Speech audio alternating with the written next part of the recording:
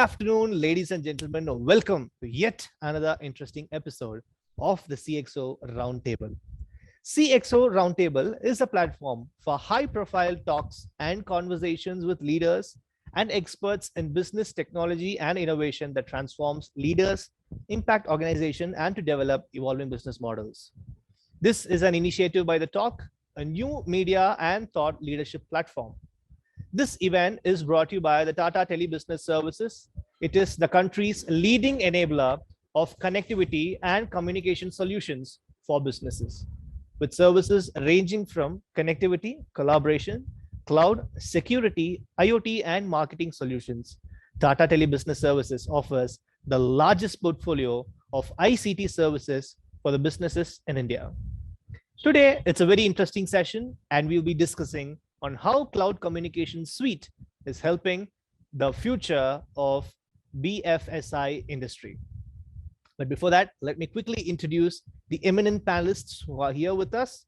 So let me start with Mr. Devi Dayal Garg, Chief Financial Officer, Future General India Insurance Company Limited. Welcome, Mr. Devi Dayal. We have Mr. M.A. Kishen Kumar, Group CTO, Ask Wealth and Investment Advisors Private Limited. Welcome, Mr. Kishen. We have Mr. Rishabh Verma, Co-founder and Head of Product, Nemo. Welcome, Mr. Rishabh. We have Mr. P.C. Panigrahi, General Manager, Union Bank of India. Welcome, Mr. Panigrahi. We are also expecting the presence of Mr. Manish Singh, General Manager, SME Operations Mumbai, Tata Teleservices Limited, who will be joining with us very shortly. So, yeah, I've joined. I took the invite from Janis, hence okay. I think the okay. Like that. All right. So, welcome, Mr. Manish. Welcome. Thank you. I was a bit confused since you joined with the other account. All right. Yeah. So, let's jump into today's roundtable without any further ado. See, the world post-COVID is quite a roller coaster ride, right? Things are seeming to be a little, it seems that things are getting a little bit better. And again, some crisis or the other pops up. Some other crises are completely on a different geographic location, but still our economy is facing a lot of crisis in some way or the other.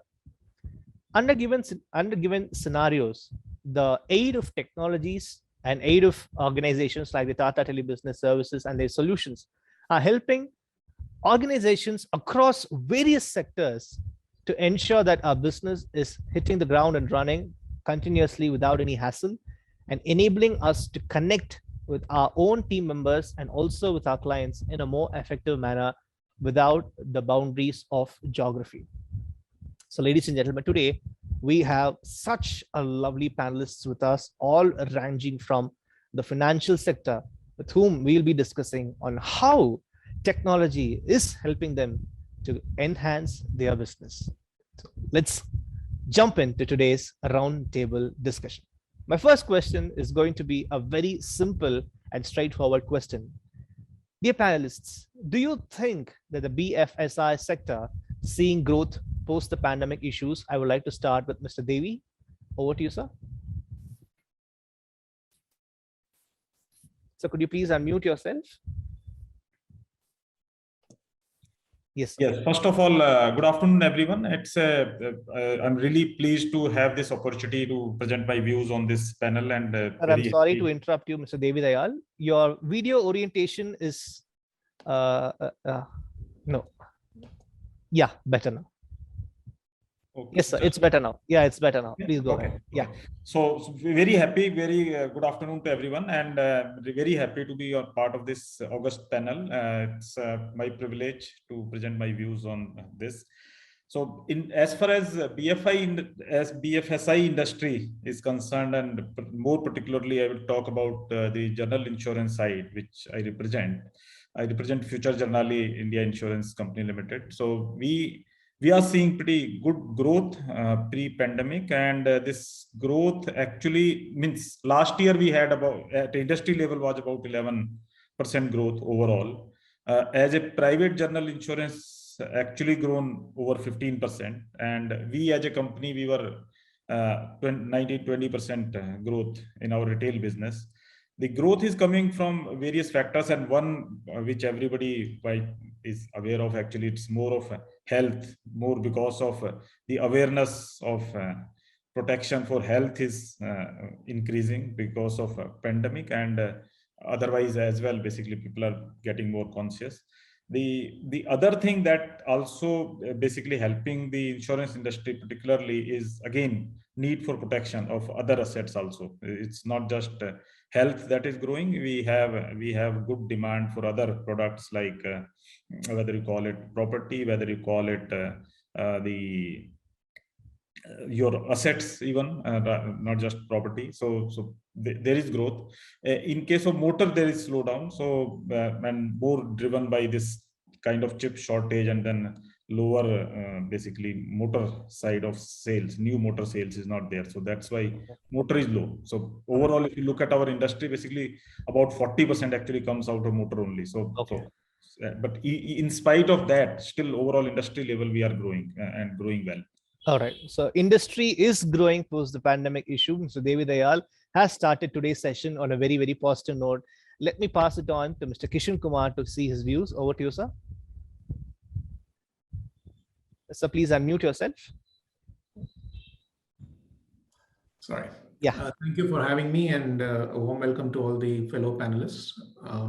I think as far as the industry is concerned, the industry is growing. And we in ASK Wealth and Investment Management, we have seen significant growth from where we were, especially in the last 12 to 24 months. I think post-COVID, and even the post-COVID, if you look at it for the last 9 to 12 months, I think it's been a pretty interesting journey. And the insights of the data from the customers in terms of investments or in terms of reinvesting into various portfolios, that has jumped significantly, including in the wealth management area. Of course, there are a lot of tremors in the market as of today, given the geopolitical situation, and also the sharp rein-in of inflation by RBI and other things. But we still feel the growth is there. And definitely, as far as our industry is concerned on the investment and wealth management side, we have seen significant growth, especially people investing, the neo-rich, the new group of youngsters who have made money, all of them investing into this. And that's a significant amount of business growth that we are seeing. And we hope that it continues. And especially with one of the few things that have also proven by the LIC IPO, that even if foreigners stay away and we Indians invest into it, into the Atmanirbhar kind of a situation, I think that's still a significant portion of investment that is there.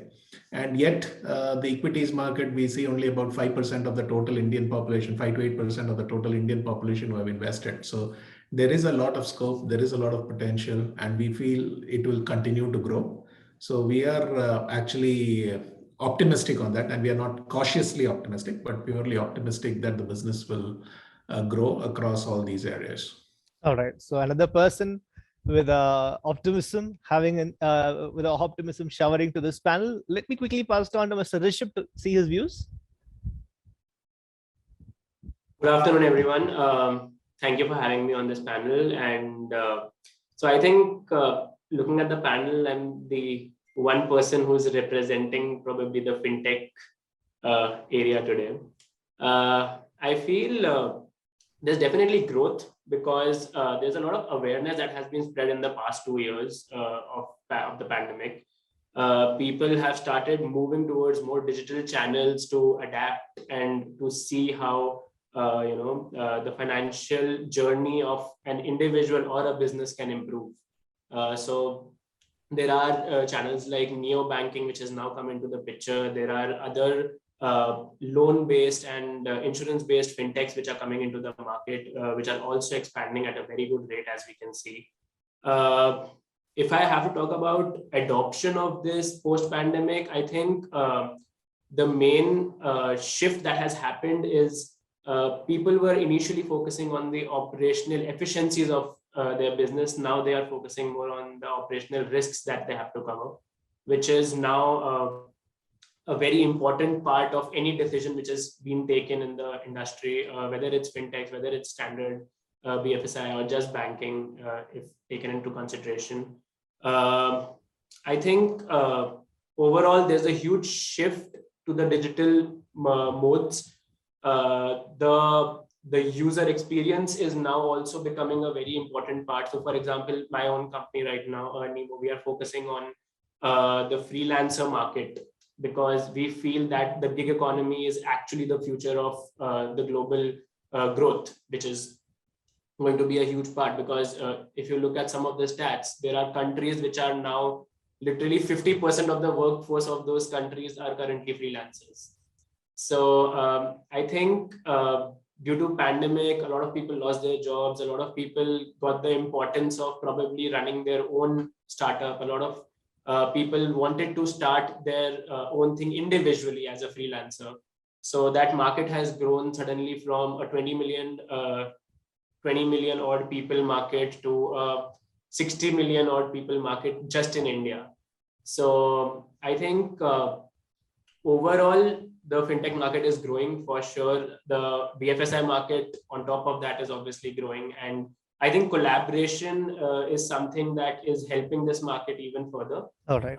Because fintechs are collaborating with banks and fintechs are collaborating with insurance companies, etc. And they're trying to get everything on a single platform to deliver it to their end customers. Very true. So I think that is really helping the market currently. So all right, so fantastic. Because fintech is one of the industries that had witnessed a silent revolution in the past few years, especially in India, especially in the post-pandemic period. There are, I mean, like in my own city, I cannot see a shop, a petty shop or a grocery store without a UPI technology being installed in their premises. So it has been a very silent revolution, but again, it has been very powerful in the last few years is what I think. Just one more stat, if I may put out there.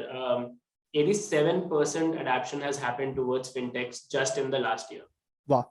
Which is a huge boom, and people are really encouraging fintechs, because of which that adoption has also happened faster. Plus Certainly. The situation, the geopolitical situation, as Sir mentioned, and the current scenario of people not getting out has helped in the sudden adoption of. Yes, Rishabh. Thank you, Rishabh. I'll come back to you. Yes, Mr. Panigrahi, sir. I've been kept you waiting for a long time, but still, I would love to hear from you. Thank you. Thank you, Muthu, Prasanna, and thank you all the panelists. Actually, I'm a former general manager. Post superannuation, I am in fact nowadays working as an insolvency professional and advocate to Bombay High Court, simultaneously freelancing in other aspects. Actually, the topic today regarding the BFSI industry and how cloud communication is contributing to it, especially post-pandemic. Friends, actually, digitization and innovative technologies, they are creating unprecedented disruption in the banking and financial services industry.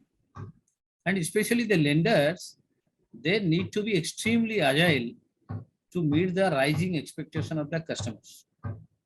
So bankers need a strategic priority to go for it.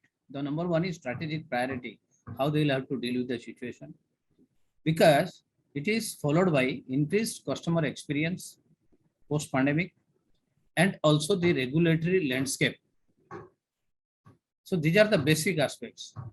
So regarding cloud, as bankers, we understand it is blending of a multiple communication modalities. This includes methods like voice, email, chat, video, and these are all internet-based communication. The cloud providing services, they are primarily data center for all enterprises. And cloud communication is one of the services offered by cloud service providers like Tata Teleservices.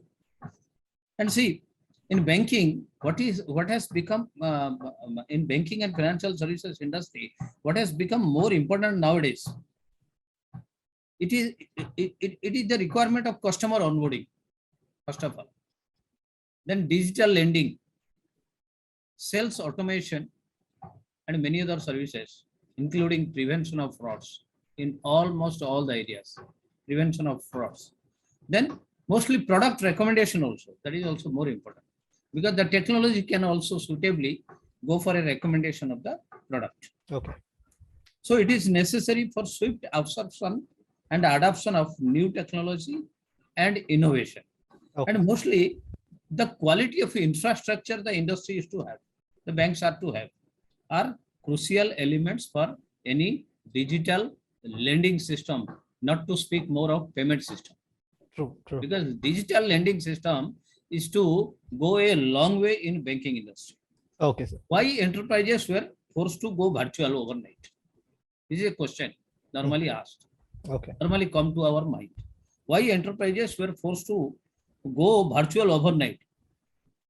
Because of the COVID pandemic, COVID-19 pandemic. What were the reasons? Why there is an acceleration of digital transformation initiatives worldwide?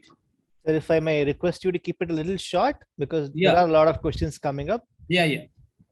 So these are basically from demand and market condition. Okay. It is the demand factor and also the market condition.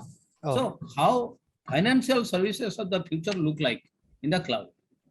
Actually, focus for IT leaders. This is necessary to have a focus for IT leaders, C-suite executives and board members, because it is a catalyst for enterprise business transformation. That is very, very important. And it is a potential game changer for how financial services organizations, they will operate in future. Let us see 2030, how the banks will look alike, whether there will be banking or there will be banks or there will be only banking, not banks. Mr. Panigrahi, sir, we'll come back to you since the time is really pressing. Fine. We'll come back to you in Fine, the next round. Fine. Thank you. Yeah. Yes, sir. All right. So again, in the whole, we are accepting that the banking and the financial sector and the insurance sector is seeing a surge post the pandemic era. And now we'll be discussing about how these technologies are helpful in such industries. Again, let me ask you how technologies are changing the face of BFSI industry. I would again like to start with Mr. Devi Dayal. Over to you, sir.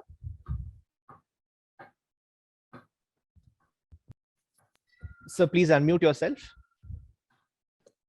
Yeah, so in terms of role of technology, I would put it into say 2-3 buckets actually rather.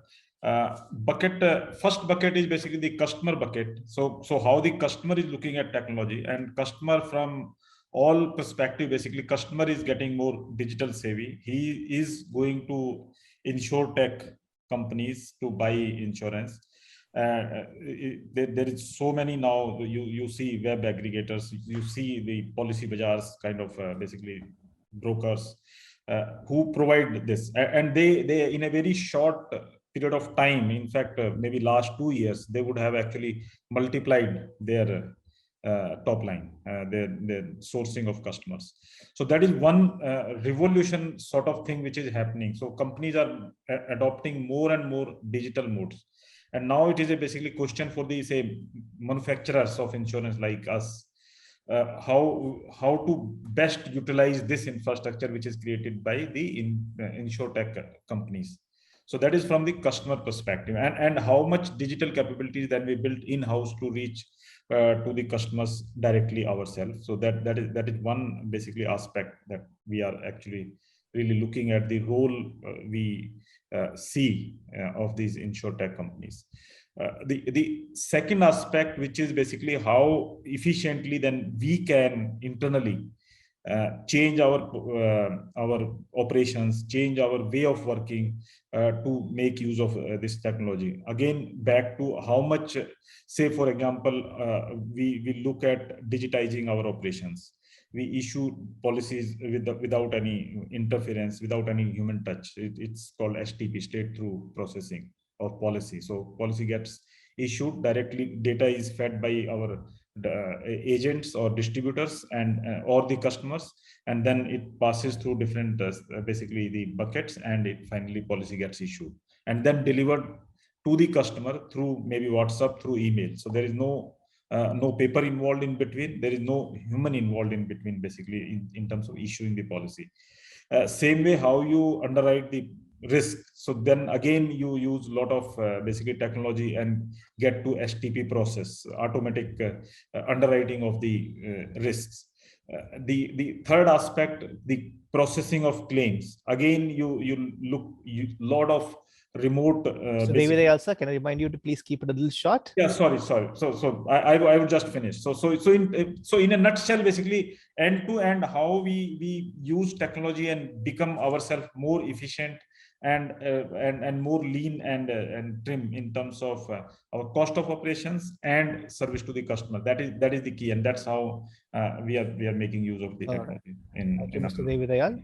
Yeah. And a small reminder to the participants that it's a time-bound session. We'll be closing by sharp 4 o'clock. So kindly have your responses a little bit crisper so that we can hear a lot from you over and now.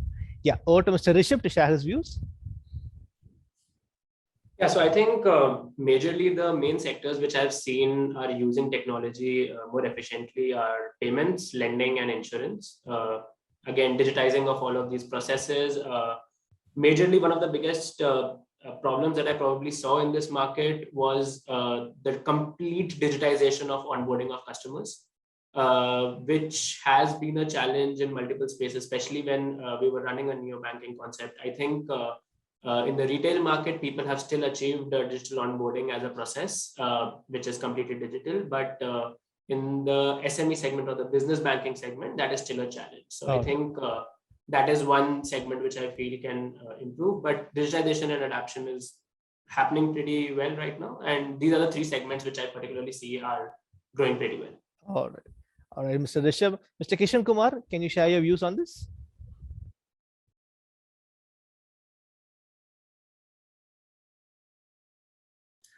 The adoption of technology on the BFSI space has been pretty high. And I think the pandemic really catapulted this. It's not that the technologies were not there. The technologies were already there. But the point was, as usual, BFSI is a laggard compared to retail and other industries. So BFSI adopted this, but I think there are three major changes which has come into this place. One is the whole thing of customer experience finally got redefined, because we were never used to this customer experience. How will the customer react? How will the customer interact? The second important thing that happened is the operational efficiencies. I think the operational efficiencies have improved significantly, as far as I can say in my organization, where we were manual and things were done on paper, and even those small workflows.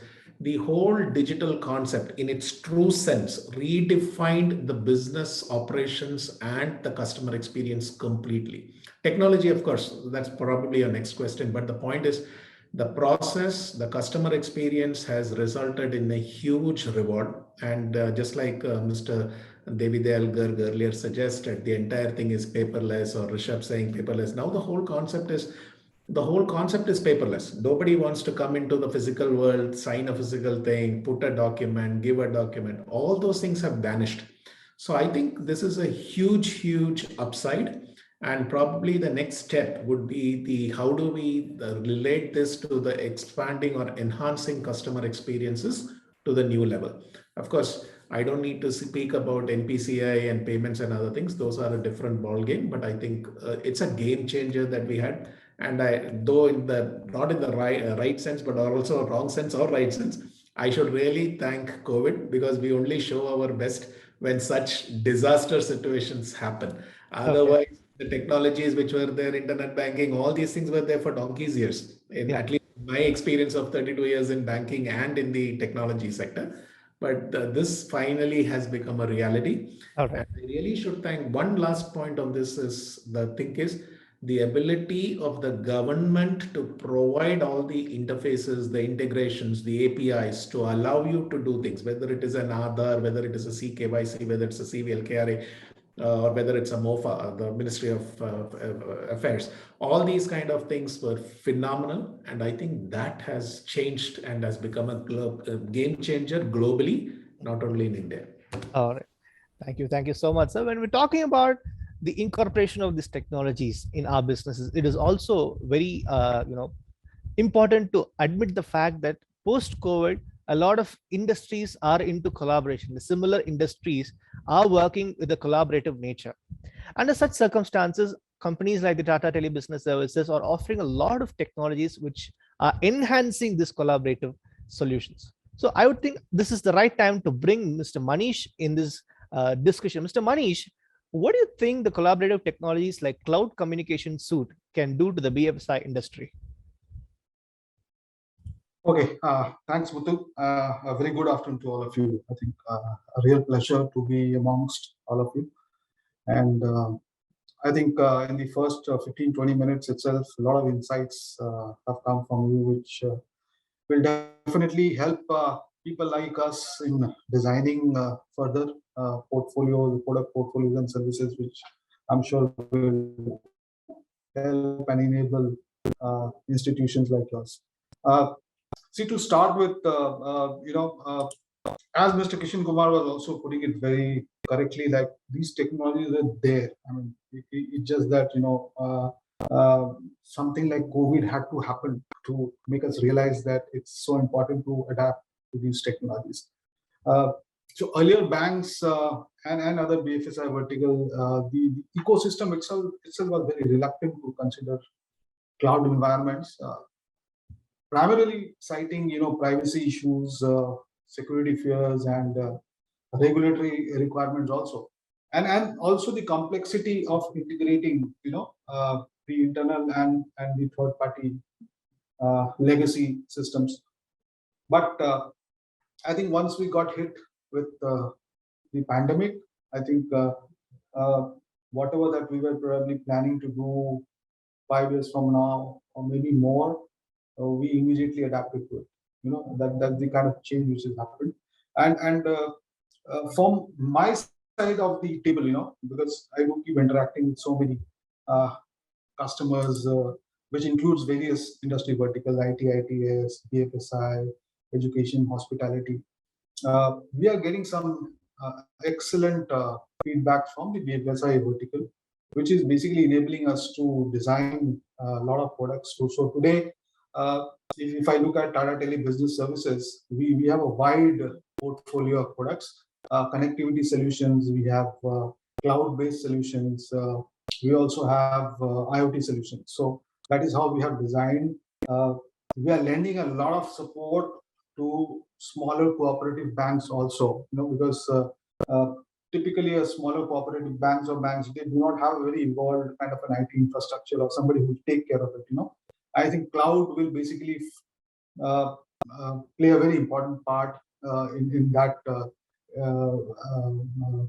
engagement, because here, unlike the popular belief that any such change is very expensive, the huge amount of capex which is involved, I think that's not true, because most of it is on the OPEX model, and then we are trying to make it more and more affordable so that these kind of adoption happens at a rapid pace. So that's the bit from TTBS. All right. Thank you so much, Mr. Manish. That was wonderful. As we're talking, there were a lot of changes that happened during this pandemic, a lot of theories that were of huge debate before this pandemic were all seen into reality. For example, a very quick instance is the work from home culture. Before pandemic, a lot of companies in and even in India or abroad were hugely debating on this culture of working from home.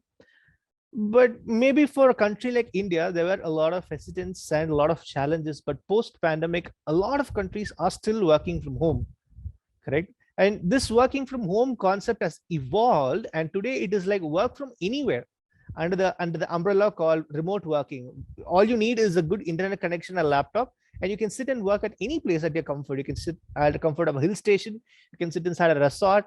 You can work at the comfort. But although during this pandemic, the work from home was predominant work model. With the easing of restrictions currently, are you looking at the hybrid model of working, or is it still work from home? I would like to start with Mr. Devi Dayal again. Yeah, so in our case, we are more looking at hybrid actually. While our sales team completely is in field and they are expected to work from office most of the time, our other support staff, we expect them to be in office not more than 3 days a week. That 3 days, we say it's not more than, not less than. So, but it's yeah. To answer your question in short, it's hybrid, and we don't have now any fixed place for anybody. Basically, you have to book your place to come to office, and that's how it gets. You're looking at a hybrid work model. Yeah. Fantastic. Ms. Devi, over to Mr. Rishabh. So I think very rightly said by sir. I think sales teams are the only ones who probably need to be in office, because a sales closure becomes difficult without a physical meeting with your customers or your businesses. I think it should be more like work as per need. So if there is a meeting, come to the office. Else, I think a city like Bombay already gives you enough motivation to stay home and work, whether it's the weather or whether it's the traffic. But I think, work as per need would be my go-to. Currently, our team is already based out of multiple places. One of my co-founders is in London. I am in Bombay. There's another co-founder who's in Delhi. And our tech team sits out of Hyderabad and Bangalore. So we are already adapting to that. Also, taking care of partnerships and sales. There are meetings that I have to visit, so I usually end up in the office. Oh, right. So, yeah, I think that the hybrid model would be the answer to this question. All right. So another hybrid model, Mr. Kishen Kumar. Can I have a 3 times of lucky charm from you? So please unmute.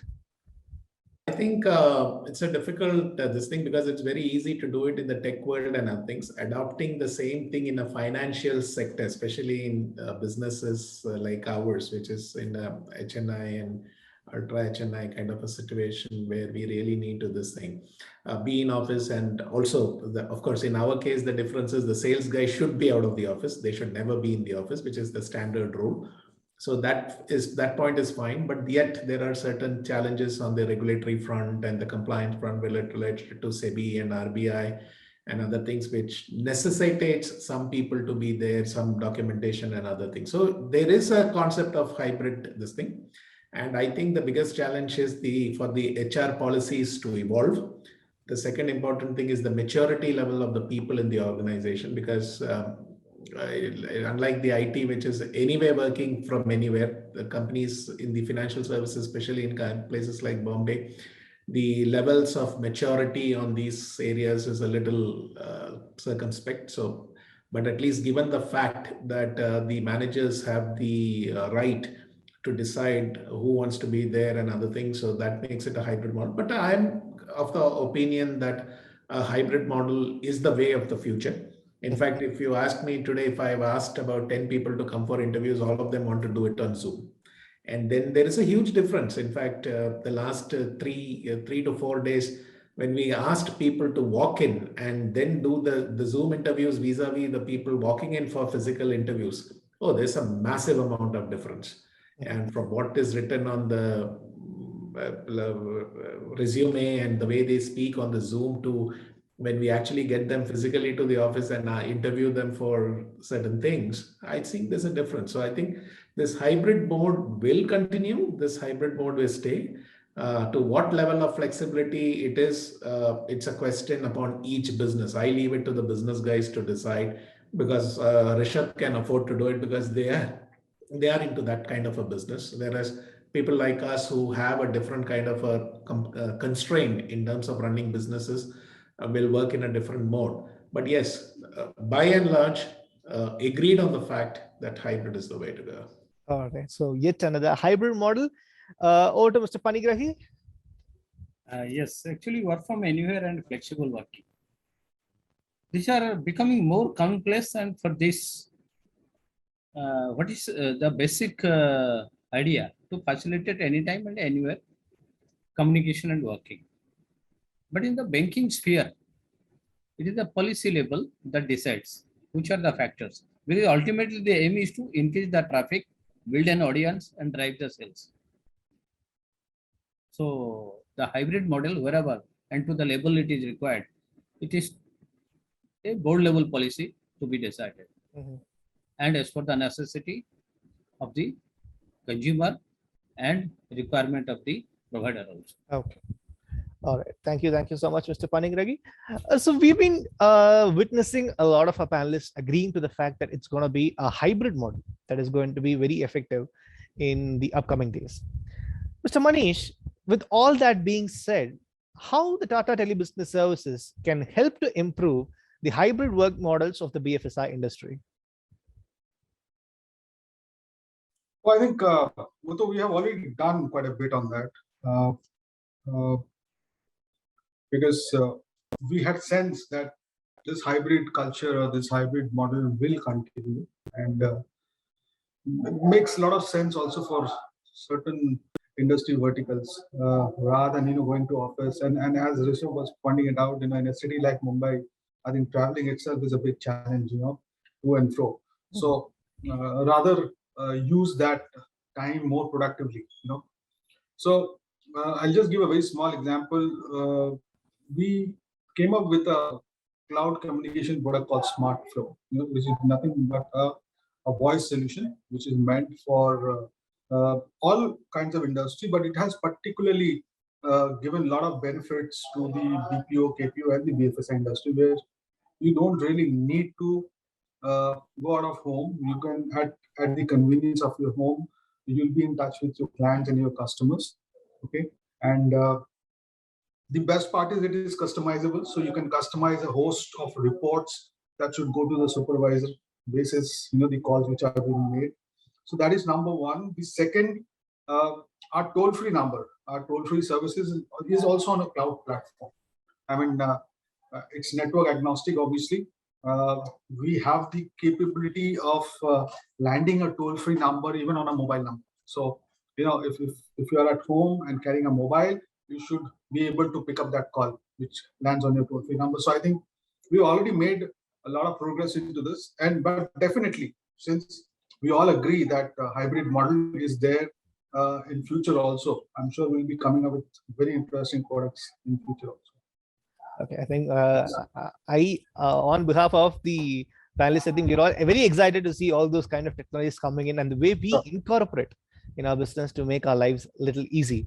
Now, as we're talking about this technology, when the pandemic had struck, each of us had our own strategies to implement in organizations just to make sure that our business is running without any hassle. Right? Talking about which, I would love to understand from the panelists, what are the technologies you have adopted to bring normalcy to the operations in your organization? Let me start with Mr. Devi Dayal. So in our case, actually, we went more and more, I would say, virtual, more and more on cloud.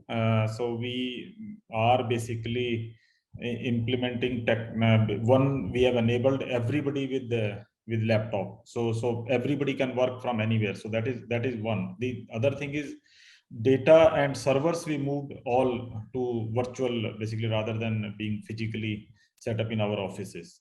Third, the cloud computing and hosting, basically all the applications on cloud. These are the three key things that we kind of moved substantially during these past 2 years, basically. Right. I think post-pandemic, one of the most sought after technology is the cloud technology. I think it saved a lot of data and also giving us easy access at any time and anywhere, right? And flexibility, I would say. Yeah, exactly. That's what I was talking about. More is right now, the kind of what we learned during the pandemic also is that there is nothing like long-term planning. So things change within such a short span of time and so substantially that your requirement could be 2x tomorrow or it can be 1/2 tomorrow. So the cloud services basically give that kind of flexibility to you. You can increase or decrease your consumption at any particular point of time, and you pay what you use. So kind of helps in terms of planning as well. Thank you, Mr. Devi. Over to Mr. Rishabh. Yeah, so I think major adoption was obviously the cloud communication. So the first one would be that, which is everyone getting on Zoom every morning and every night before you start your day and after you're done with your day. On the other hand, I think a lot of cloud platforms, or I would call them collaborative cloud platforms.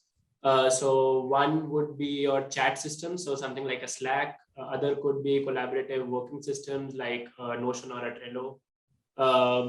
Then even design platforms like Figma. So everything, any platform which is helping you collaborate and work on the same system, and which is obviously being enabled by cloud services, I think was a very good boom and really helped everyone, even sitting in different parts of the world, you're still working on the same place. So that used to really optimize and give us a more efficient output to what we were doing together.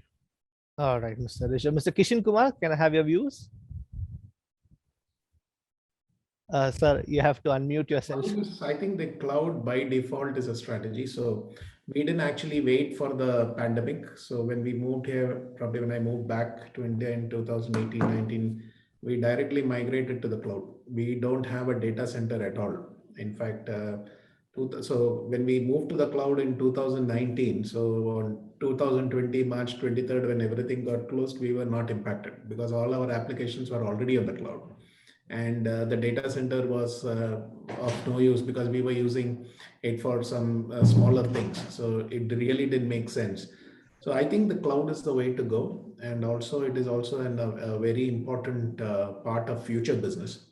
So I don't need to list the advantages because you have seen, but from a business point of view, for me to set up anything is not more than 24 hours. Mm-hmm. Whereas I have to place an order, wait for the deal, purchase order, all these things have just vanished.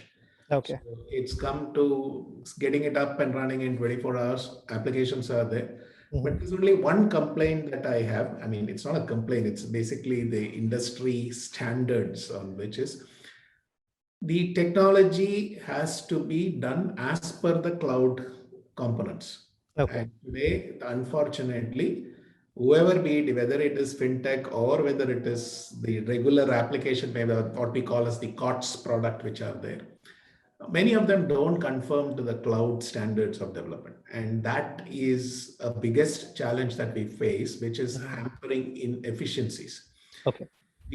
And just one more point, Muthu, is also part of cloud security is one of the other areas.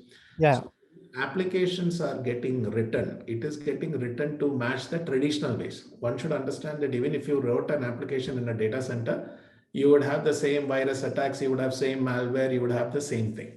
But when it goes to the cloud, I'm not much worried about the security, but I'm more worried about the way the applications have been defined and way the systems need to work, which is hampering the inefficiency. All the other things, everything done, data available, backups, BCP. Today, we don't have to prove BCP to the auditor because we were in a BCP mode. Mm-hmm. Otherwise, proving to the auditor that we are doing BCP on a regular basis was an occasion where everybody would say we will shut down, 50 people would go down to different location and start working.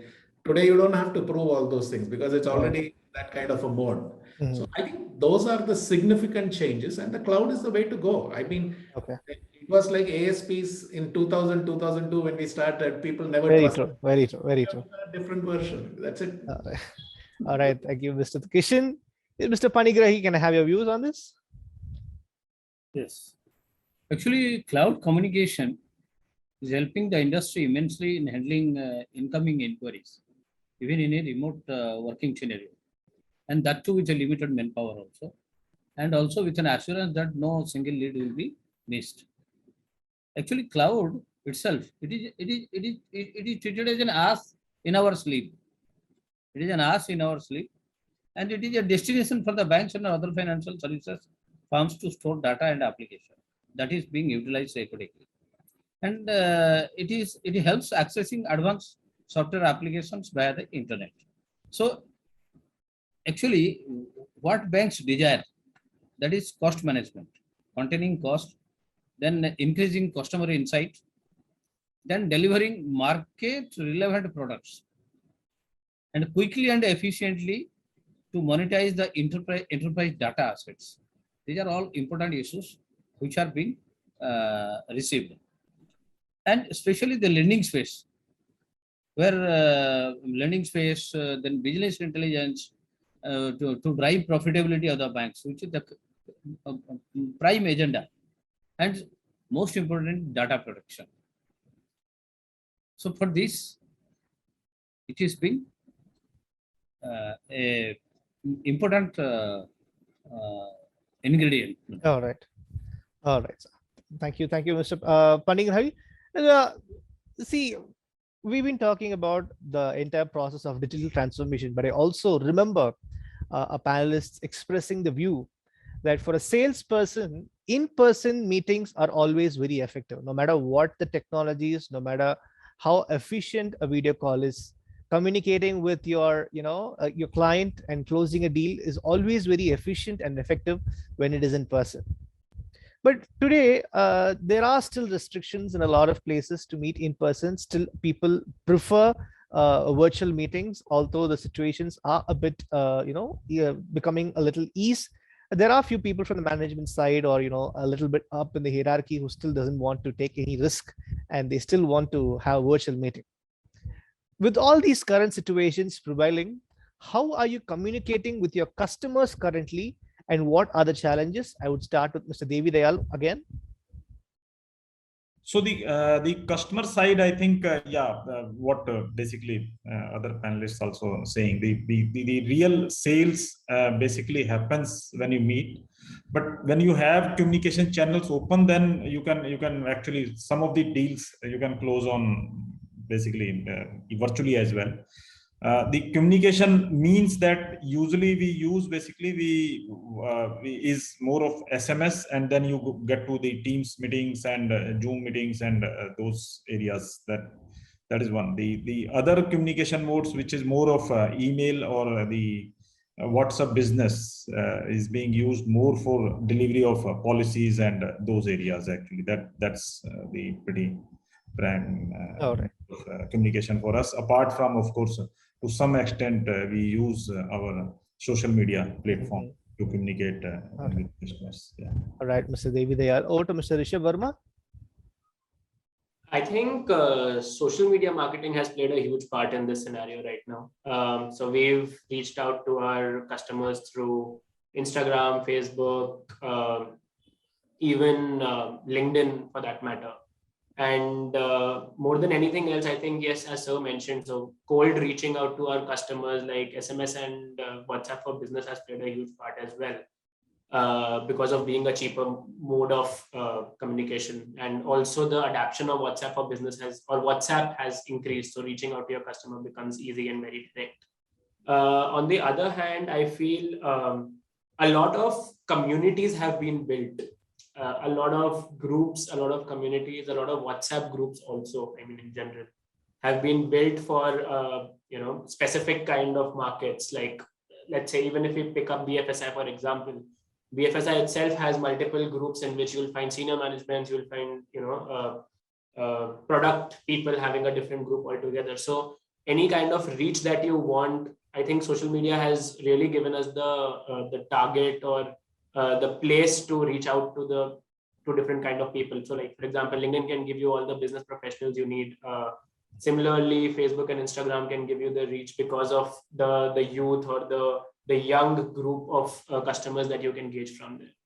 So I think social media has played a huge part. All right. That would be my submission to this. All right, Mr. Rishabh. Mr. Kishen Kumar, over to you. In our business, it's very simple. We are into ultra high net worth and HNI customers. So WhatsApp and other things were generally information basis. But I think the whole thing on Teams and Zoom was very important. And of course, most of the customers did understand their inability for us to go there and their inability to host us and entertain us. So it worked both ways. So I think for us, most of the things was based on our communication delivery platforms. So whether it is from our marketing information using our CRM or whether it is using Zoom, all those things were there. Besides, the transaction channels were always open, either using web or mobile or the WhatsApp as a communication. We launched it in 2019. The entire communication on transaction details on WhatsApp and also customer queries. And that was the first time we even launched bots as a part of this whole story to do customer service. Okay. But not from a customer standpoint, because as I said, in our business, it is more of personal touch, a personal feeling, a person sitting across the table and then signing off deal. They don't want to spend 50 crores, 100 crores to a WhatsApp kind of a transaction. So the more you sit in front of them, the more you talk to them, the more you understand them. That's the way we did. And I think a lot of these things was done using Teams and Zooms and any of these communication platforms. Of course, the services were performed in a very different way because people did understand the challenges. That is why I said the earlier communication that the sales guys should never be in the office. They should be in the field talking to customers. My earlier dialogue was that.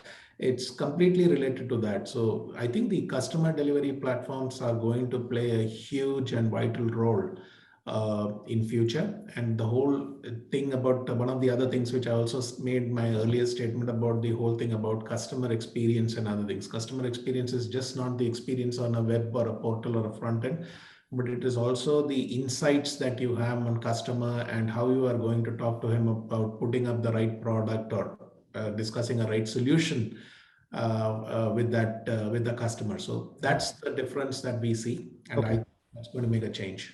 Thank you. Right, sir. Thank you, Mr. Kishen Kumar. Over to Mr. Panigrahi. Yeah, actually, again, I'll say that it is audience management.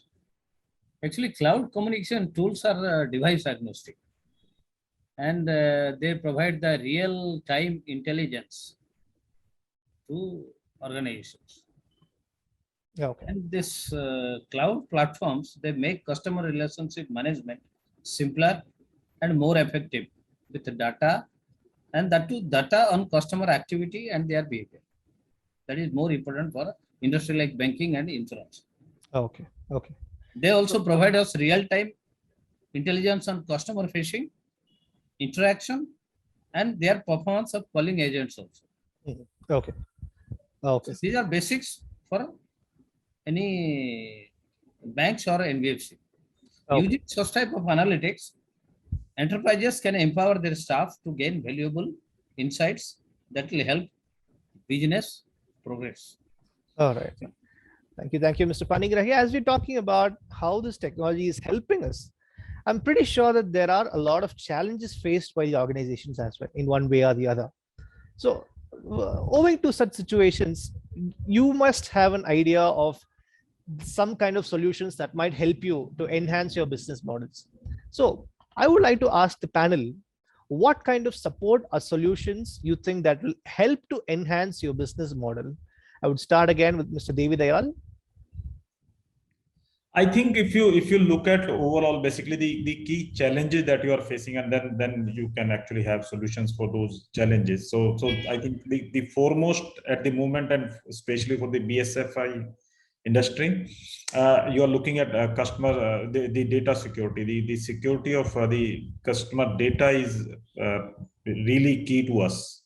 So that can make or break actually the industry, so as to say. So that is one, and then of course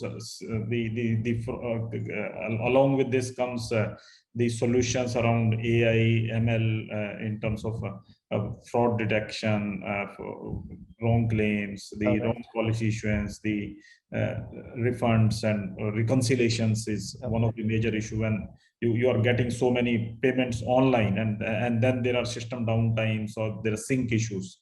And then you get into reconciliations, and it becomes fairly difficult, and that is a challenge basically which I don't think at the moment we have solution around it, because that has to be like completely seamless so that there are no slippages in between.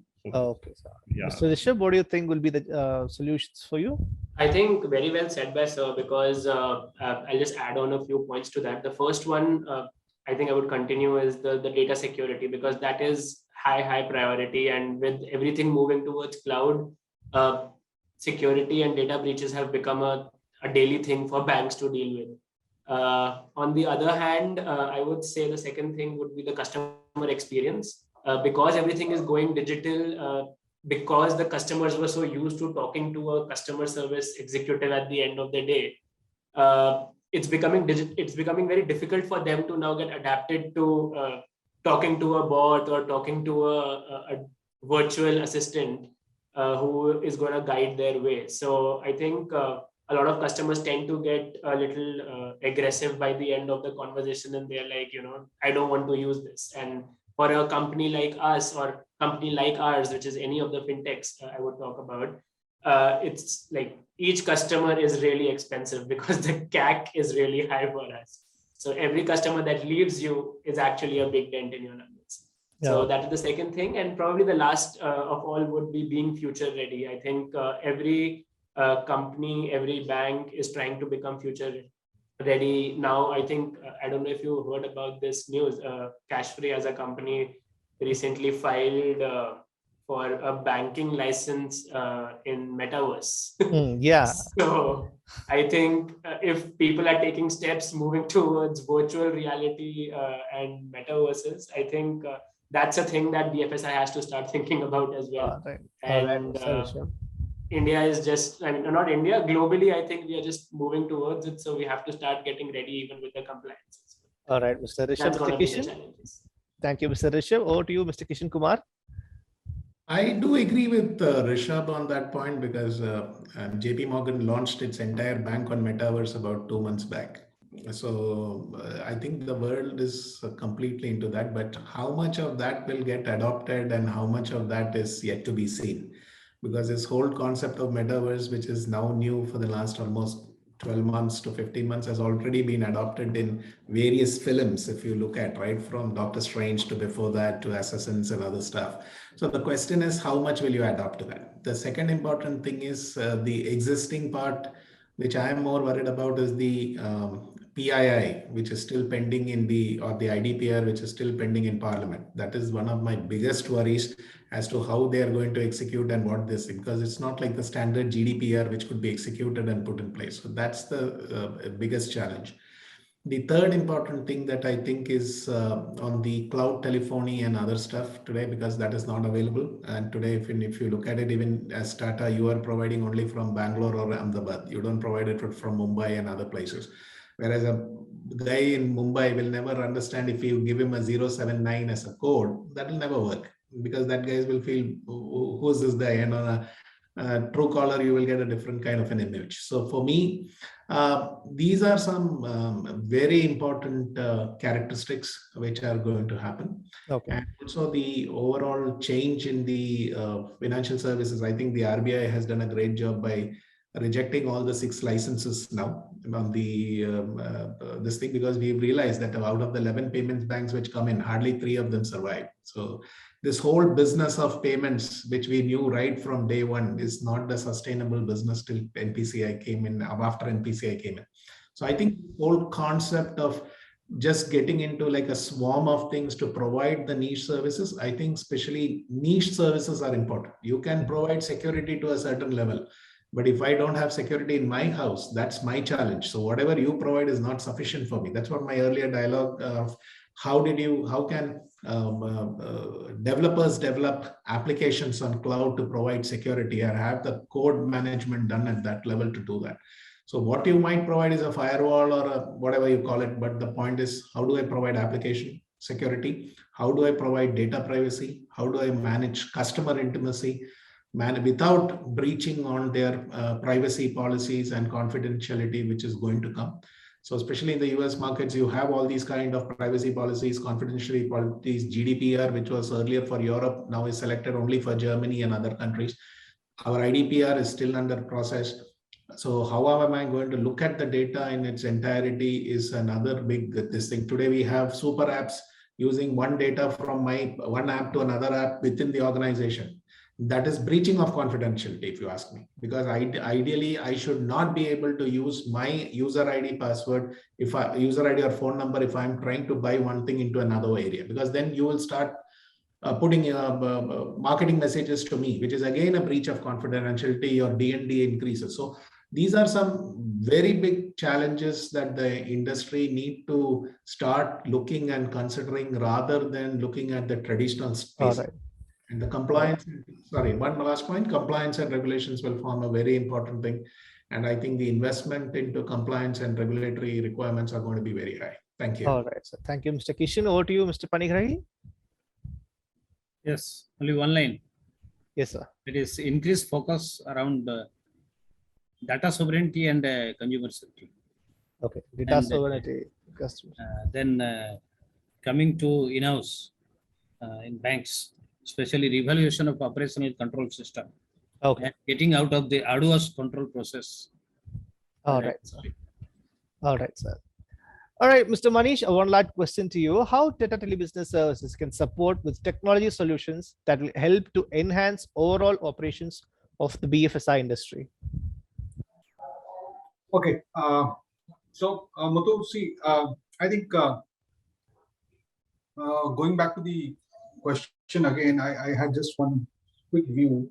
I think rightly pointed out, I think data security is a primary concern now, since everything is on an online platform.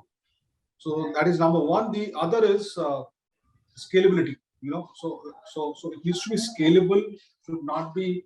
It should be cost effective. So I guess these are the two most important things which probably the BFSI sector will look at in adopting new technologies or digital adoption. Uh, See, as an organization, we have this continuous process of meeting customers and taking a very solid and robust feedback basis, which our entire product life cycle works. So we, if you see, if somebody observes, then if you look at what we have done in the last 5-6 years, you will see the products that we have come up with. Those products are a result of a feedback from the market itself, and very curated kind of a products which will help in specific industry verticals. So today, I can just open a sheet and show you that from our standpoint, if there is an ITS vertical, these are the product fitments. If it's a BFSI, then these are the product fitments. I mean, those are though internal documents that we always refer to, but as far as the design of the product is concerned, it is all basis the feedback. We are coming up with very exciting products now. I think we have already added quite a few products in just last couple of months, which I'm sure, with the help of our marketing function, we are trying to reach out to more and more customers. So our continuous and ongoing process of feedback mechanism from the market is what helps us in designing products. And that is exactly what we're going to do in future. All right. Thank you. Thank you so much, Mr. Manish. And with that, we come to the end of today's panel discussion. I think I had a great time because I learned a lot about the BFSI industry. And it was also a very surprise fact that Mr. Kishen Kumar had told me that the JP Morgan has launched the entire banking service in the metaverse. So I think this is how the world is evolving and they're coping up with the current trend. And I'm very, very excited to see how this entire things are going to shape up in the days to come. But before we officially wrap up today's session, let me introduce Janis Das. So Janis Das is the Deputy General Manager, BTL and Regional Marketing Enterprise for Tata Teleservices Limited. Janis Das, over to you to deliver the closing thoughts for today's session. Thank you, Muthu.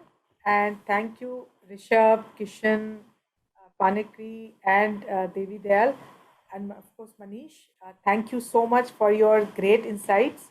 I think personally, a lot of takeaways from you. And as Manish was mentioning, that, we always keep pumping into our product team and people who are strategizing the roadmap for what products and solutions we should bring to the customers. I will definitely carry these insights back to them.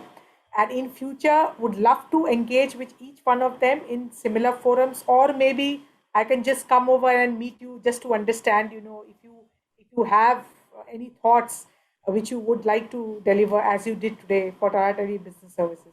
Thank you for your time and have a nice weekend. Thank you so much. Thank you very much. Thank you so much.